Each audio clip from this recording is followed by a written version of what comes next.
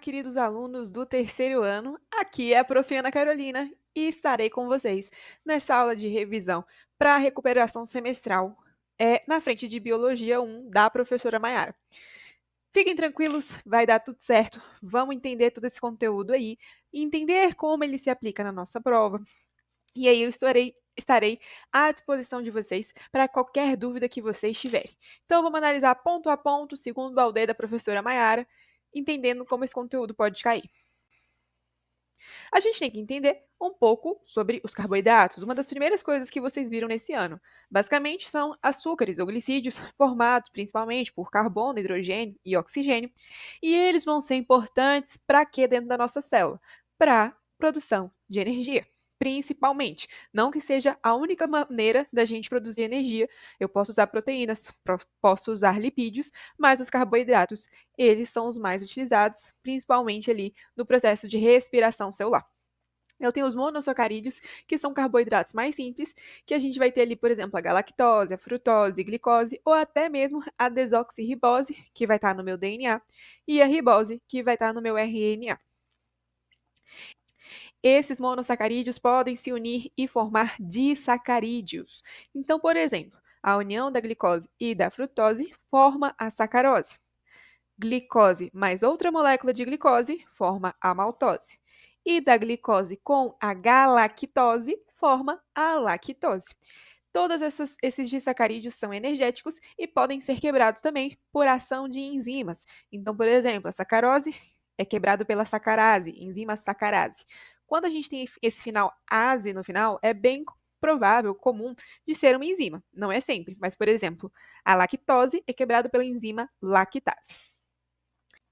Aí a gente chega aos carboidratos mais complexos, que são os polissacarídeos. Vão ser macromoléculas, ou seja, eu vou ter vários monossacarídeos unidos, formando moléculas grandes. Por exemplo, eu tenho aqueles polissacarídeos com função energética. A gente falou no ano passado, por exemplo, o amido lá nas plantas tem função energética e a gente, né, animais, vão ter, nós animais e os fungos, vamos utilizar como função energética o polissacarídeo glicogênio. Agora, quanto à função estrutural, eu posso ter que a celulose vai fazer parte da parede celular, por exemplo, de plantas, e a quitina vai estar lá no exoesqueleto dos artrópodes. Ai, meu Deus, professora, eu não lembro o que é exoesqueleto. Exoesqueleto, menino, é aquilo que envolve os artrópodes, os insetos, tá bom? Sustentando o corpo deles. É aquilo quando você pisa na barata, vai fazer aquele crack. O crack é o exoesqueleto sendo quebrado. A quitina, além de estar no exoesqueleto dos artrópodes, também está na parede celular dos fungos. Então tem que saber quais têm função energética, quais têm função estrutural. É bem comum cair, viu? Tranquilo. A gente também precisa saber um pouco dos lipídios. E aí eu vou falar só coisas bem básicas. Eu estou indo ponto a ponto nos pontos mais específicos mesmo da sua prova, porque não dá para trazer todo o conteúdo completo. Então a gente vai ser vamos direcionar ali os nossos estudos. Os lipídios têm estruturas variadas e é importante saber que eles são moléculas hidrofóbicas ou apolares, não interagem com a água, são insolúveis em água. Se você colocar água e óleo, não vai se misturar. Além disso, mas eles vão ser solúveis em solventes orgânicos, como éter, clorofórmio. E eu tenho alguns lipídios importantes. O fosfolipídio, que para mim, assim, é um dos mais interessantes, porque a gente vai ver ele daqui a pouco relacionado à nossa membrana plasmática. Os glicerídeos, que vão ter função energética. Cerídeos, que vão formar a cera do ouvido, a cera de uma colmeia, de uma abelha, a cera presente em uma folha, né? Então a gente pode ter uma folha de uma planta e em cima dessa planta a gente tem ali uma cera que envolve e evita a perda de água. Os carotenoides são pigmentos, por exemplo, presentes lá na cenoura. E os esteroides, que podem formar até mesmo hormônios, né? A gente tem o colesterol, a gente tem, dentre os hormônios, a testosterona, progesterona, estrogênio, cortisol. Então, de lipídio, é isso que precisa saber. Nós temos também as proteínas. Proteína é feita de aminoácido. Professora, qual é a estrutura de um aminoácido? Eu vou ter o grupo amino, que tem nitrogênio, então é importante saber que eu preciso de nitrogênio para formar as proteínas. Vou ter também um grupo carboxila, formado, né, é o ácido carboxílico, um radical e um carbono. E esses aminoácidos vão se unir por ligação peptídica, por meio de uma reação chamada de síntese por desidratação. Então, eles se unem e nesse processo eles são desidratados, ou seja, eles perdem água nesse processo. Beleza. Unir aminoácido? Já tenho proteína? Não, eu vou unir esses aminoácidos e eles vão ter primeiro a sua estrutura primária, que é basicamente só os aminoácidos unidos entre si. Depois, estrutura secundária. Eu pego essa fileira de aminoácidos, eles começam a interagir entre si. Eles formam como se fosse até mesmo uma hélice, ou seja, eles se enrolam sobre eles mesmos. Parece um fio de telefone. Beleza, isso é a estrutura secundária. Depois eu pego essa estrutura em hélice e dobro sobre ela mesma, como se eu pegasse o fio de telefone e ficasse enrolando ele. Pois é, agora eu tenho a estrutura terciária. E a estrutura quaternária é quando eu pego mais de uma estrutura terciária e vou unir. Uma das proteínas que tem estrutura quaternária é a hemoglobina, que transporta oxigênio no nosso sangue, né? Inclusive, ela vai ter também um sal mineral, que é o ferro, e esse ferro vai auxiliar nesse transporte. E por que isso é importante? A forma que uma proteína adquire nesse processo de enovelamento, de se dobrar sobre si mesma, basicamente vai ser importante para a função dessa proteína. Por exemplo, em uma situação em que o ambiente muda sua temperatura, aumentando demais essa temperatura, por exemplo, muda o seu pH, sofre ali naquela situação, vai ter um choque mecânico ou uma radiação acontece, essas proteínas perdem a sua forma e por consequência, também vão perder a sua função. E isso é chamado de desnaturação, em que essa proteína perde a sua forma e sua função. Quando isso acontece? Por exemplo, quando a gente tem febre. Aumenta a temperatura do nosso corpo e as nossas proteínas são desnaturadas. Ou quando a gente passa chapinha no cabelo.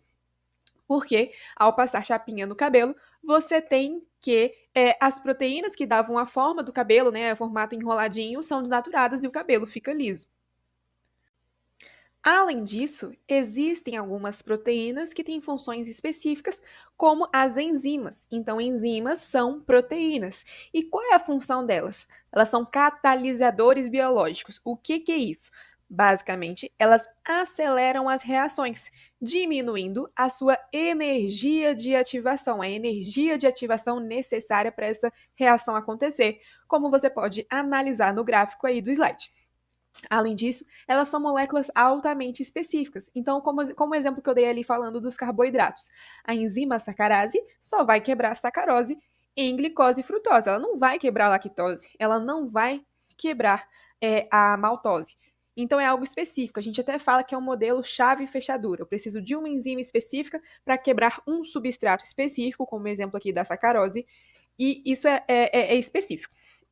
Tem uma pegadinha também que normalmente aparece em prova, falando que as enzimas são consumidas ao longo da reação. Nananina não. O que seria ser consumido? É como se durante a reação ali, essa enzima, ela se degradasse e não funcionasse mais. Mas não é isso que acontece. Uma mesma enzima pode fazer várias reações consecutivas. Então, olha ali na minha imagem. Eu tenho que a enzima se liga ao seu substrato, que no caso é a sacarose, libera ali os produtos dessa reação, que da quebra, né, que seria a glicose e a frutose, e ela está livre para poder funcionar de novo. Entenderam? Então ela não é consumida ao longo da reação. Também tenho os ácidos nucleicos, que são formados por uma base nitrogenada, por uma pentose e um grupo fosfato. Quem são as bases nitrogenadas?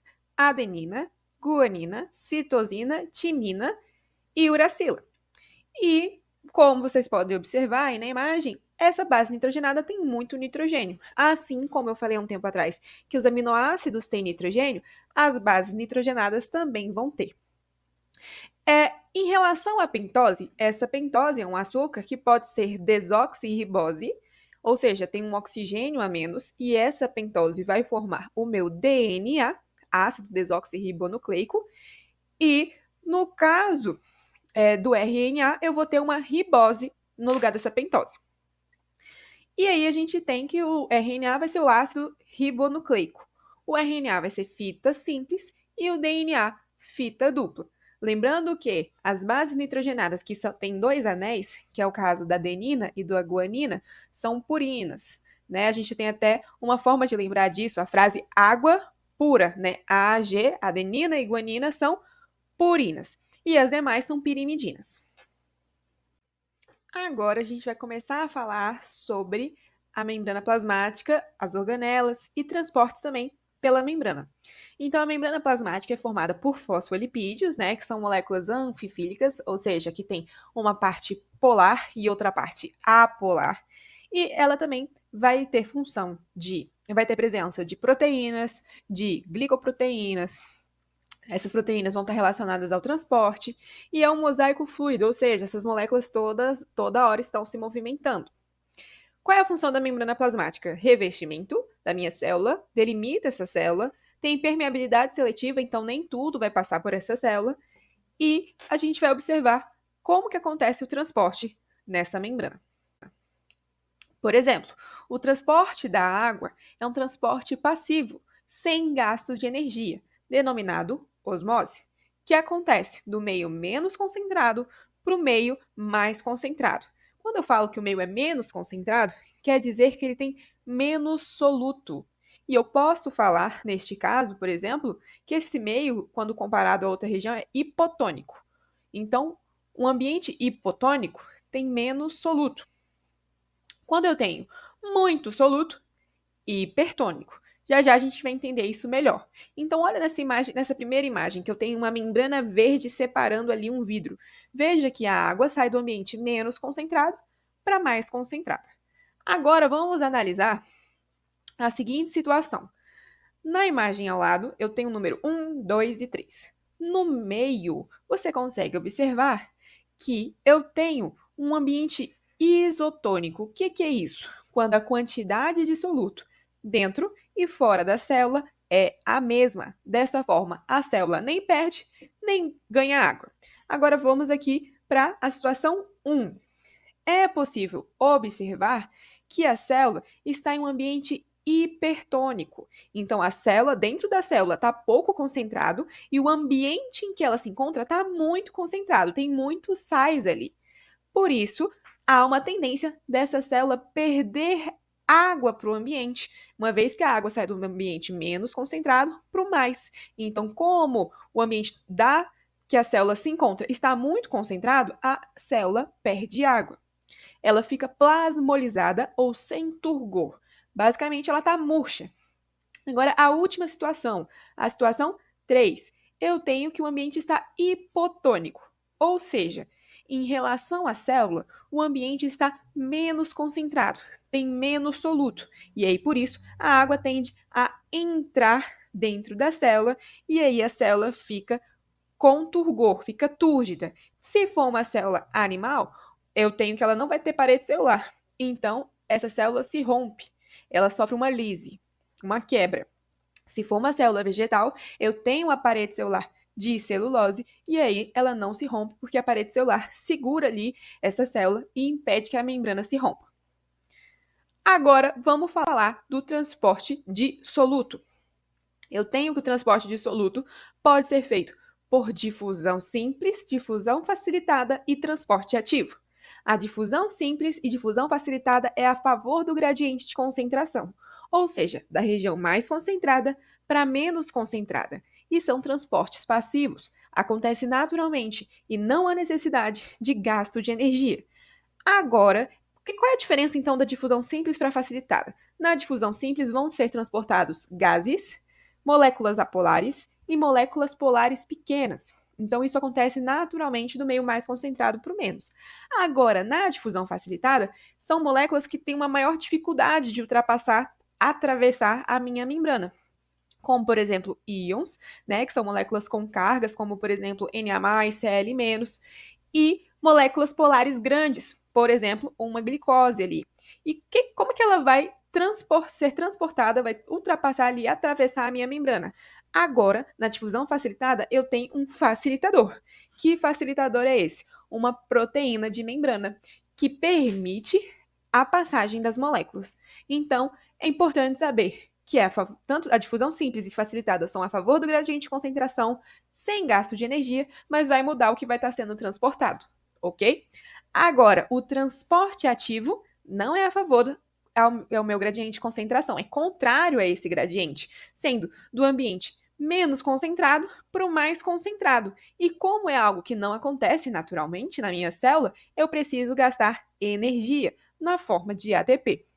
Tá bom? Um exemplo de transporte ativo é a bomba de sódio e potássio, que transporta sódio e potássio dentro da minha célula, fazendo com que haja uma diferença na quantidade de concentração desses íons, desses sais minerais, dentro e fora da célula.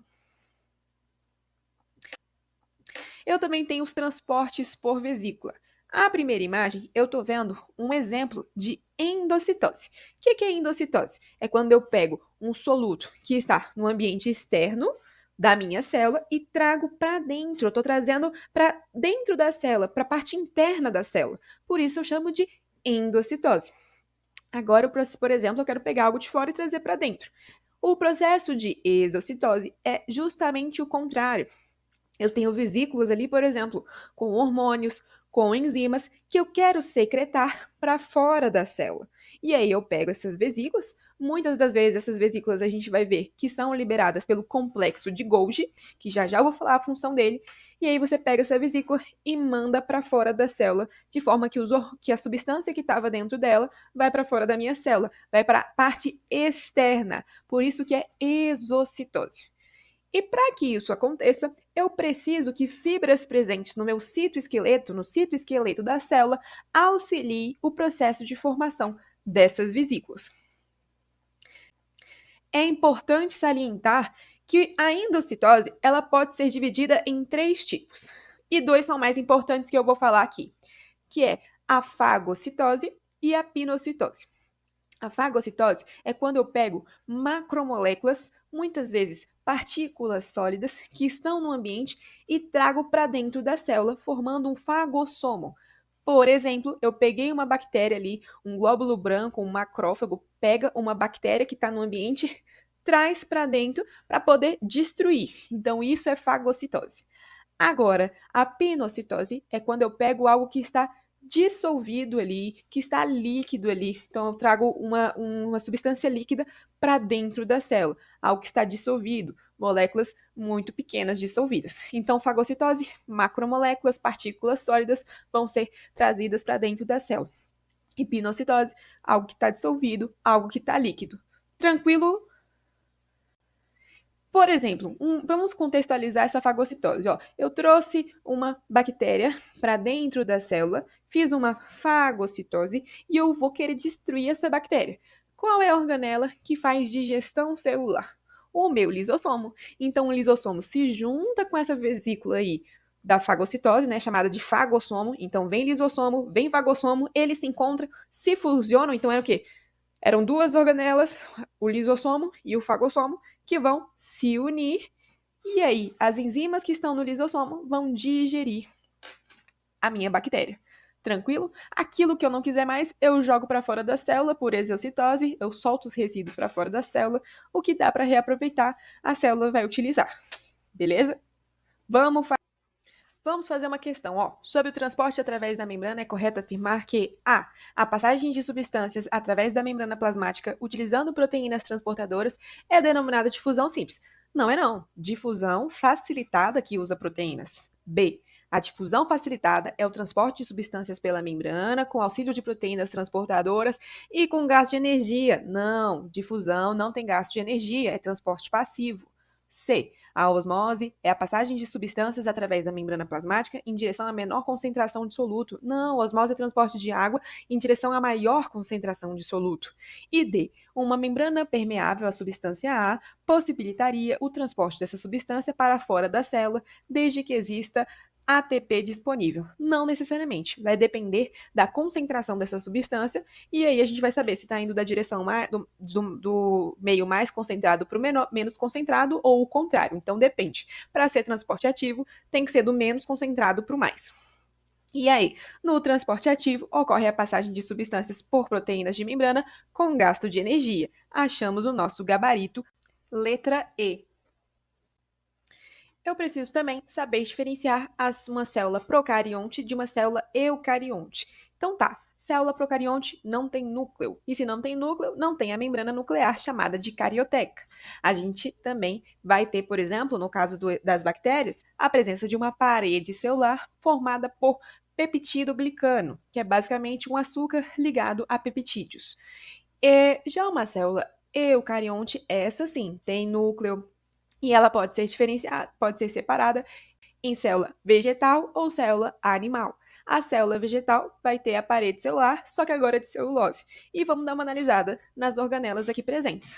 Por exemplo, eu tenho o retículo endoplasmático rugoso, que vai ser responsável por sintetizar proteínas. Por quê? Nesse retículo eu vou ter um monte de ribossomo ali, e a gente sabe que ribossomo é importante para o processo de tradução.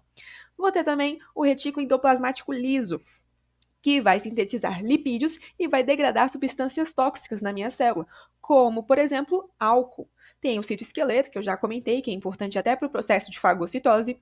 Tem os lisossomos, que também já falei, que vão fazer a digestão intracelular. O complexo de Golgi, que vai receber ali as substâncias do retículo endoplasmático rugoso e do retículo endoplasmático liso, vai modificar essas substâncias, empacotar essas substâncias e secretar no processo de exocitose, ou pelo menos endereçar onde essas substâncias são necessárias. Então, ele tem esse papel como se fosse um correio da célula, em que recebe ali as substâncias, modifica, empacota e envia.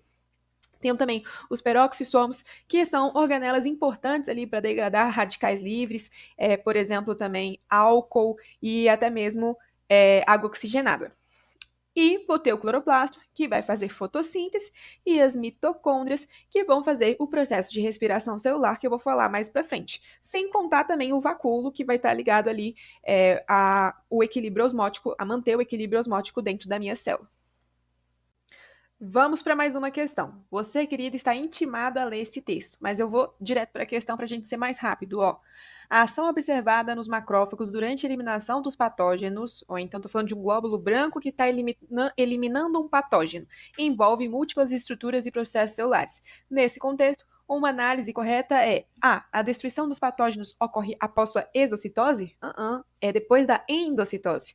B. O processo de formação de pseudópodes requer a movimentação de microtúbulos ao redor do núcleo, sendo exclusivo de células com parede celular. A parede celular vai atrapalhar formar esses pseudópodes. C. A fusão entre a vesícula formada e organelas ricas em enzimas. Que organela é essa? O lisossomo, então, permite a digestão intracelular, sendo que essas organelas derivam do complexo golgiense. E realmente, o complexo de Golgi forma esses lisossomos. Então, gabarito, letra C. Outra questão, vamos lá. Assinale a alternativa correta sobre as organelas e suas funções. A mitocôndria é responsável pela produção de energia química na forma de ATP e, por isso, é especialmente abundante em tecidos com baixa atividade metabólica? Ela é abundante onde eu tenho uma alta atividade metabólica, então tá errado. B. O complexo Golgiense é responsável pela digestão intracelular? Função disso é o lisossomo quem faz essa digestão. C. A mitocôndria realiza etapas de respiração celular aeróbica e muito abundante em células de tecido com alta demanda energética, como os neurônios e as fibras musculares. Além dela, as organelas como o complexo Golgiense, os lisossomos e os peroxissomos também exercem funções importantes, como o processamento, digestão e neutralização de substâncias. Achamos o nosso gabarito. É isso mesmo. Agora nós vamos falar sobre a respiração aeróbica que acontece ali na minha célula. E eu vou ter 3 etapas. A primeira é a glicólise, que é a quebra da glicose, que acontece no citosol, ou citoplasma. Tem o ciclo de Krebs, também chamado de ciclo do ácido cítrico, que acontece dentro da mitocôndria, na matriz mitocondrial. E a cadeia respiratória, ou fosforilação oxidativa, que acontece nas cristas mitocondriais.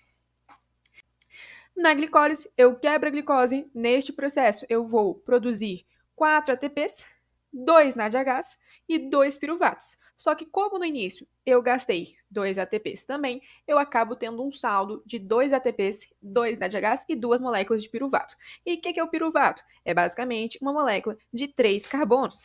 Após isso, dentro da mitocôndria, esse piruvato vai ser quebrado, vai liberar CO2 e vai ser adicionado a uma coenzima chamada de coenzima A, formando aquilo que a gente conhece como acetil-CoA. Nesse processo, eu também vou formar NADH. E como são dois piruvatos, eu formo dois NADHs, dois CO2 e dois acetil-CoA, duas moléculas de acetil-CoA. Então, esse acetil-CoA vai entrar no ciclo de Krebs e os dois carbonos que adveio ali da molécula de glicose vão se unir a um composto de 4 carbonos chamado de oxalacetato e eu vou pegar esses 4 carbonos, juntar mais dois e formar uma molécula de 6 carbonos conhecida como ácido cítrico. Esse ácido cítrico vai ser quebrado, liberando CO2. Cada molécula de ácido cítrico libera 2 CO2. Neste processo, eu também vou produzir 3 moléculas de NADH, um FADH2 e também um ATP. Só que como esse ciclo acontece 2 vezes, porque eu tenho 2 acetil-CoAs, eu vou ter então 4 CO2, 6 NADHs, 2 ATPs e 2 FADH2. E para que isso é feito? Porque na última etapa, que acontece nas cristas mitocondriais, chamada de fosforilação oxidativa ou cadeia respiratória, eu vou utilizar esses NADHs e FADH2 para produzir ATP. Por que eu chamo de fosforilação oxidativa? Porque neste processo eu vou fosforilar. Fosforilar quem? O ADP vai ser adicionado um grupo fosfato nele, então adenosina difosfato tem ali adicionado um grupo fosfato nela e vira o ATP, adenosina trifosfato. A gente tem que é uma molécula energética que utilizamos na nossa célula. E aí, meus queridos, o que é importante de saber dessa fase? Que eu vou ter várias proteínas por onde os elétrons que advêm do NADH e do FADH2 vão passar, como, por exemplo, citocromo C, como a ubiquinona, complexo 1, complexo 2, complexo 3, citocromo C redutase. Então, assim, tem que ter uma noção de que proteínas são essas, porque é bem comum cair esses nomes em prova. Principalmente relacionado à ação de alguns venenos que interrompem essa cadeia respiratória. A gente vai fazer uma questão para entender como isso acontece. E se essa cadeia respiratória é interrompida, eu tenho que isso vai prejudicar a produção de ATP. Por quê? À medida que esses elétrons são transportados nessa cadeia e eles chegam lá ao oxigênio produzindo água, eu vou ter o transporte de H+ para o espaço intermembrana da minha mitocôndria, fazendo com que esse espaço fique muito concentrado. E aí, você sabe que pela difusão de forma natural, a gente tem que o transporte, normalmente a tendência do gradiente de concentração é ir do meio mais concentrado para o menos concentrado. Por isso, os íons de H+ tendem a retornar à matriz mitocondrial, e eles retornam por uma proteína chamada de ATP sintase. Por isso, nesse momento, eles produzem ATP. E aí, cada NADH forma cerca de 3 ATPs e cada FADH2 forma cerca de 2 ATPs. Então, eu tenho que, na fosforilação oxidativa, são formados mais de 34 ATPs, são formados 34 ATPs. E aí, ao longo de todo o processo, incluindo a glicólise, incluindo outros momentos ali, como, por exemplo, o ciclo de Krebs, eu produzo cerca de 38 ATPs por molécula de glicose. Vamos fazer esse item, ó. Considerada uma das comidas tradicionais paraenses, a maniçoba também é um dos pratos principais do almoço do Círio de Nazaré. Mas o preparo do prato começa antes. São vários dias cozinhando esse almoço especial. É que a maniva, a folha moída da mandioca, é o principal ingrediente da maniçoba e costuma ser cozida por uma semana para eliminar os riscos de envenenamento pela planta. Olha aí que eu falei para você, normalmente é comum ter questão relacionando esse ciclo com venenos, né? O princípio tóxico dessa planta é o ácido cianídrico, HCN. Esse composto contém o agrupamento ciano, que tem alta afinidade com íons metálicos. No organismo humano, liga-se ao ferro da enzima citocromo C oxidase, que nas cristas mitocondriais. Falou de cristas mitocondriais? Eu sei que muito provavelmente esta proteína está ali na minha fosforilação oxidativa, na minha cadeia respiratória. Então, se eu estou bloqueando ela, eu estou bloqueando a minha cadeia respiratória. Olha aí, ó. Ao bloquearem a ação dessa enzima, pode levar o organismo à morte. O ácido cianídrico se decompõe durante o cozimento prolongado, o que justifica o longo tempo para o preparo do prato. Bora lá julgar os itens. marcar, na verdade, a alternativa correta. A ingestão desse alimento, quando preparada de forma incorreta, terá como uma de suas consequências a inibição da formação de ácido pirúvico. Ácido pirúvico é feito lá na glicólise, então tem nada a ver. B, a inibição da síntese de ATP na fase anaeróbica. Opa, fase anaeróbica também é na glicólise. A fosforilação oxidativa depende do oxigênio para receber os elétrons e formar água. C, a interrupção da transferência de elétrons na cadeia respiratória. É isso mesmo, nosso gabarito é letra C. E agora, vamos para o nosso último conteúdo, a fotossíntese. Basicamente, eu tenho que saber diferenciar as duas etapas que acontecem durante a fotossíntese. A etapa fotoquímica, que depende diretamente da luz, e a etapa química, que não depende de forma direta da luz. A etapa fotoquímica, ó, lembra de fótons, lembra de luz. Eu vou pegar a água, essa água vai ser quebrada, e isso vai acontecer ali na presença de luz, então a gente chama isso de fotólise da água, né? Então a água é quebrada, libera oxigênio e também íons H+. E os elétrons dessa água vão ser transportados e excitados no tilacoide. Este processo vai produzir ATP e pode produzir NADPH também. Já a etapa química é o ciclo das pentoses, conhecido como ciclo de Calvin, em que eu vou produzir uma triose fosfato, ou seja, uma molécula de 3 carbonos ligada a um fosfato, que vai ser unida depois e vai formar a glicose. Então, na etapa fotoquímica, eu tenho os complexos ali, os fotossistemas em que os elétrons vão ser excitados e neste processo vai ter transporte de H+, produção de ATP e produção de NADPH. Então tem que saber o que está sendo produzido nesta etapa. Já na etapa química, eu tenho ali que a enzima rubisco, ou ribulose bifosfato, vai fixar o carbono, fixar o CO2 da atmosfera, e neste processo de fixação, de redução deste carbono, eu vou produzir uma triose fosfato, que é o gliceraldeído, que vai depois ser unido a um outro gliceraldeído para formar a minha molécula de glicose, tá bom? E nesse processo, eu gasto o ATP e gasto o NADPH que eu produzi na etapa fotoquímica. Só para a gente saber que eu tenho também alguns tipos de plantas que fazem fotossíntese, as plantas C3, C4 e CAN, e aí vai mudar, As C3 são as mais comuns, a C4 a gente tem uma diferença espacial dentro da planta, e a CAN eu tenho uma diferença na fixação ali nos processos de dia e de noite, em que o CO2 é absorvido durante a noite, porque o estômago dessa planta só se abre durante o período da noite. E aí eu só trouxe essa imagem para a gente saber que o ciclo de Calvin acontece em todas essas plantas de forma igual. Vamos fazer uma questão. O processo de fotossíntese é considerado em duas etapas.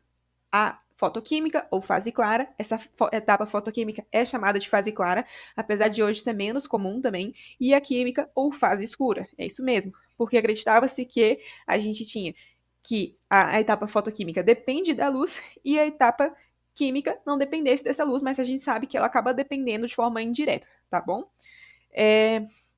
Na primeira fase não ocorre, então vamos lá, na fase fotoquímica não ocorre a produção de ATP, produz ATP. Produção de NADPH, produz também. Produção de O2 acontece, devido à fotólise da água, eu produzo oxigênio. Fotólise da água, acabei de falar que tem fotólise da água. Então a única alternativa é a letra E. Redução do CO2, porque a redução do CO2 só acontece na etapa química. Então, boa prova para vocês. Vocês são capazes de gabaritar essa prova e eu estarei aqui para ajudá-los. Qualquer dúvida, estou à disposição. Grande beijo!